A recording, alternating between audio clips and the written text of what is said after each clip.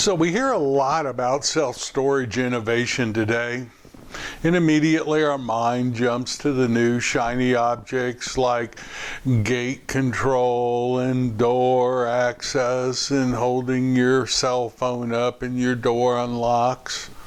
But is that really what innovation is? As I began to think about and explore what innovation really is, I've come up with, at least for me, what's a unique new approach to innovation. And let's talk about that in relationship to the self-storage industry. My name is Mark Helm, and I'm the author of Creating Wealth Through Self-Storage. And I'm the creator of the Self-Storage Quick Start Academy. And what I do is I support small investors who want to get into self-storage business or who want to grow their self-storage business, strategically do so in a way that creates true wealth and a fulfilling career. And you can find out more about the services and the products we offer at creatingwealththroughselfstorage.com. So I looked up what innovation is and what it really means, and here's a couple of definitions I found. Innovation is the creation, development, and implementation of a new product, process, or service with the aim of improving efficiency, effectiveness, or a competitive advantage. Or you could say in a business context, innovation by definition is the introduction of something new. Without innovation, there isn't anything new. And without anything new, there will be no progress. If an organization isn't making progress, it simply cannot stay relevant in a competitive market. Given our industry today and given the climate in the current world situation, in my opinion, innovation is no longer a luxury that we kind of wait for other people to do. Innovation has got to become part of our DNA, part of our industry, and part of our thinking as business owners. My belief is we're either reinventing ourselves or we're going out of business.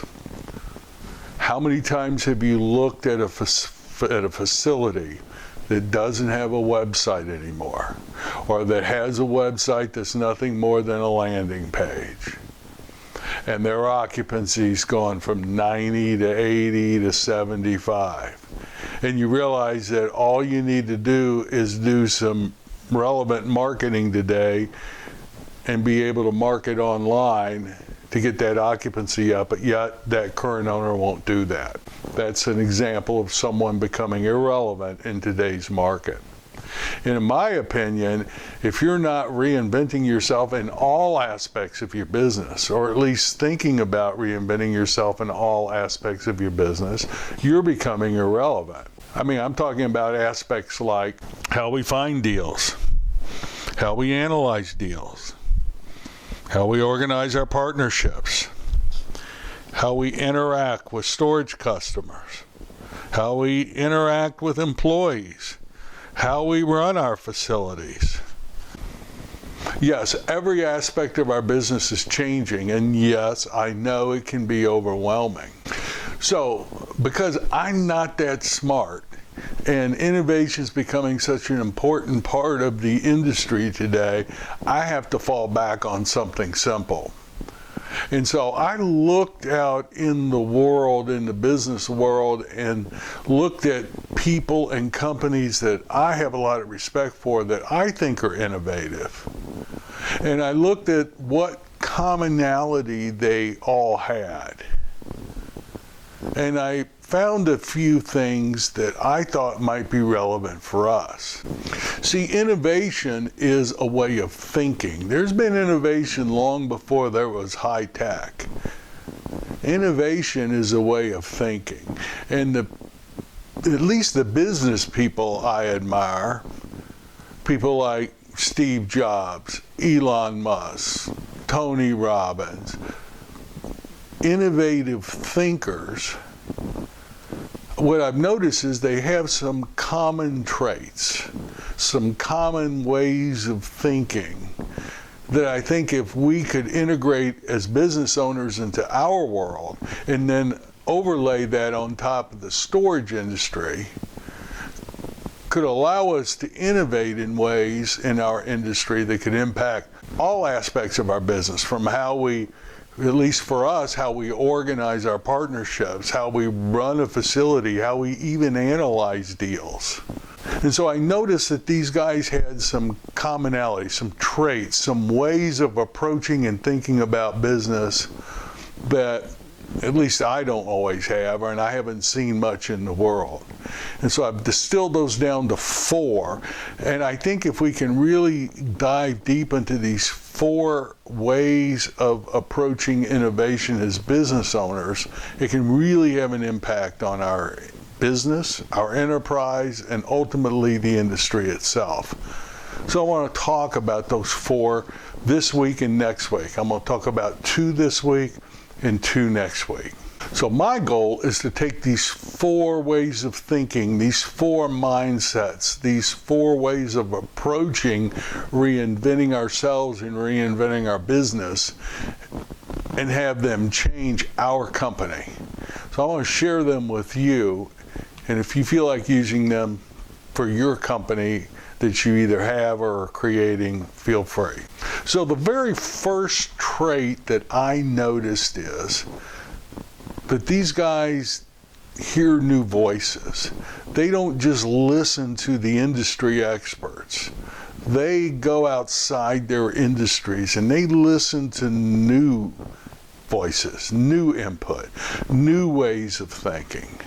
One of the things that really annoys me about our industry is how insulated we are. And I'm guilty of this too. I will say the same things over and over again. I will hear the same voices over and over again. You go to storage conventions, same, basically echoes of the exact same thing for years, over and over again. Yes, the stats may change. Yes, the cycle that we are in the industry may change. This market that was underserviced now is overbuilt. The industry's overbuilt. The industry's underbuilt. The industry's in recovery. The industry's in oversupply. That's not what I'm talking about. I'm talking about the same approach to doing business and running business that we've had for years and decades. So what do I mean by that? Well, let's take something like square foot per capita. Since I've been in the industry, we've been talking about square foot per capita. Now, right now, what is it? 7.5, 8, 8.5, depending on what part of the country you're in, square foot per capita. That's the metric we use to determine supply demand. Why? Why is that the gold standard for determining supply demand? If you're in the beauty supply business, you don't use beauty supply retail stores in a sub-market or in a market area as your metric for supply demand.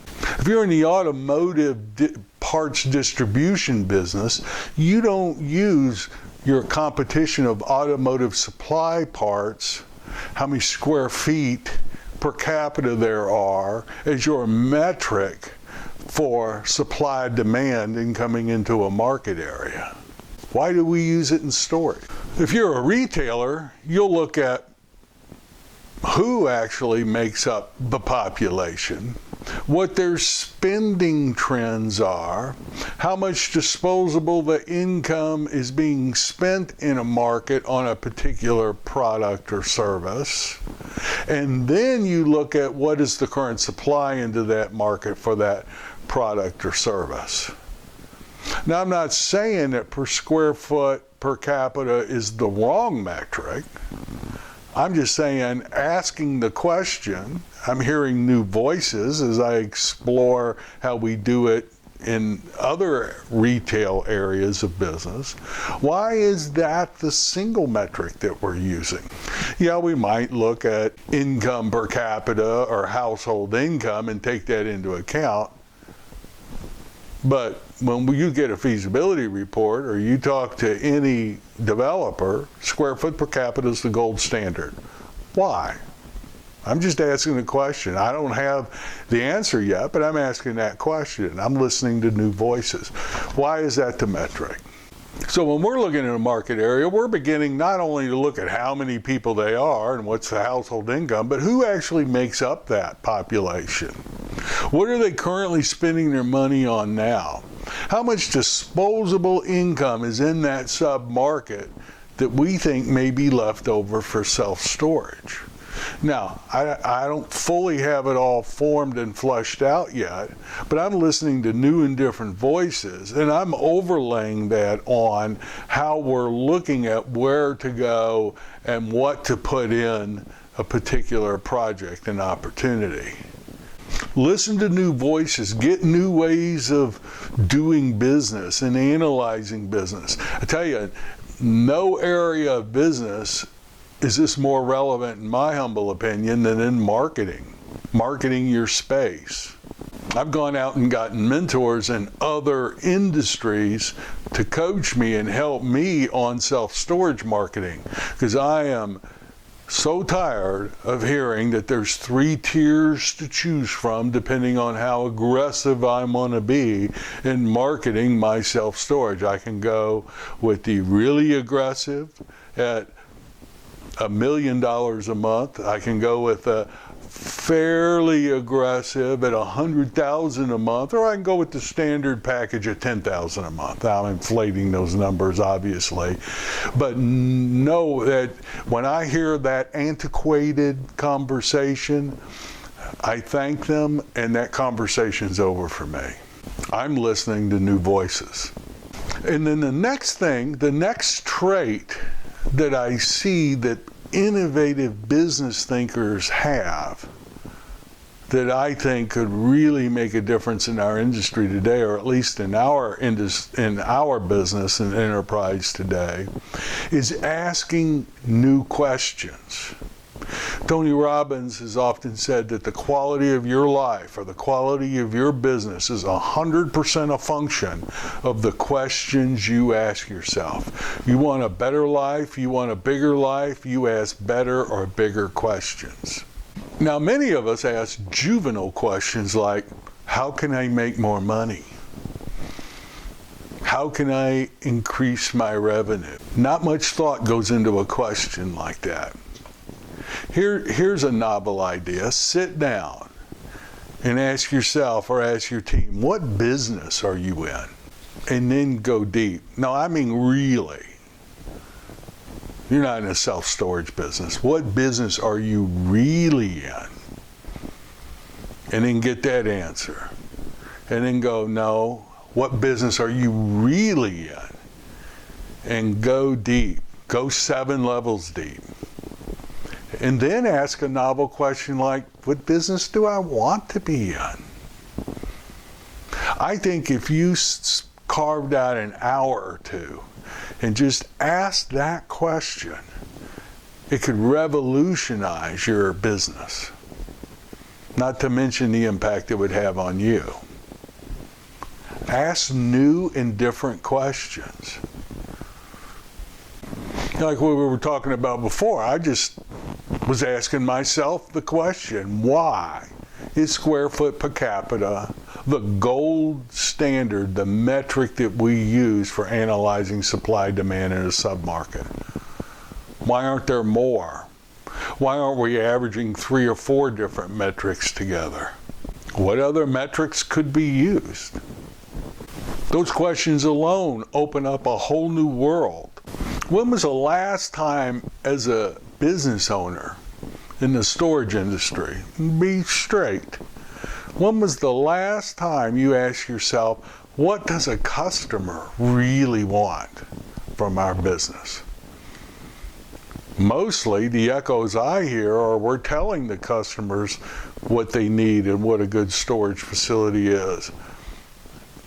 Have you ever asked a customer what do they really want from a self-storage facility or a self-storage business? I remember early in my commercial real estate career, I was doing business with a publicly traded pizza company, and I was doing some work finding them a building for their commissary near where their current corporate offices were. And I got ushered into the office of the CEO, and I noticed that guy was staring at a pizza box and was like totally lost in thought in that pizza box. And it seemed like I stood there for just 10 minutes. Now, I don't know how long it was, 30 seconds or 2 minutes or something. But it seemed like forever. And he finally looked up and greeted me and started talking. And when I asked him what he was doing, he said he was thinking about, he'd ask himself the question, how can he improve his pizza box? And he carves out time to focus each week on some aspect of his business.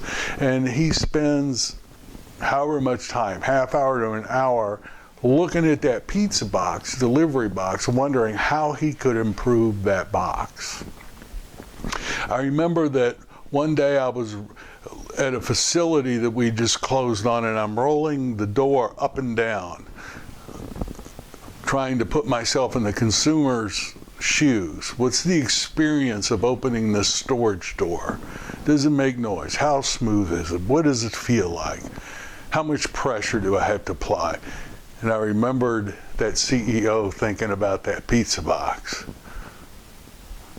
Ask new and different questions of yourself. That's what I've seen innovative business owners do that can make a huge difference in how they reinvent themselves, their companies, and ultimately the industries they're in themselves.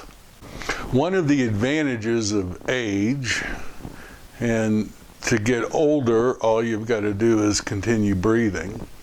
But one of the advantages of that is it begins to give you some perspective that you didn't have when you were younger. And one of the perspectives I have right now, or I firmly believe, is that very often the questions are way more important than the answers. The questions you ask have way more to do with how you're going to develop and how your business is going to develop than whatever answers you come up with. So how can you bring new voices into what you do, new perspectives, and how can you ask new and different questions, not the same old questions that you've always asked or that you hear everyone else asking? You want new and different results. You want to be an innovative thinker and an innovative business owner. Listen to new voices, new perspectives, ask new and different questions. And don't do what I often do. When I ask a question, I rush to get an answer. Sit in the unknown. Be willing to hang out without answers. That's where the magic is very often. It takes something to stay there, but give it a shot. We'll complete this conversation next week, and I thank you for hanging out with me today. My name is Mark Helm. I'm the author of Creating Wealth Through Self-Storage, and I'm the creator of the Storage World Analyzer. That's the financial analysis modeling tool that we use to analyze self-storage opportunities. If you're using Excel, great, but we use the analyzer every day. Creates phenomenal reports, streamlines the analysis process, and if you're not using it, I invite you to take a look at it. Creating Wealth Through Self-Storage.com, hit the Storage World Analyzer tab, or go straight to StorageWorldAnalyzer.com. Thank you very much. We'll complete this conversation next week. Thanks.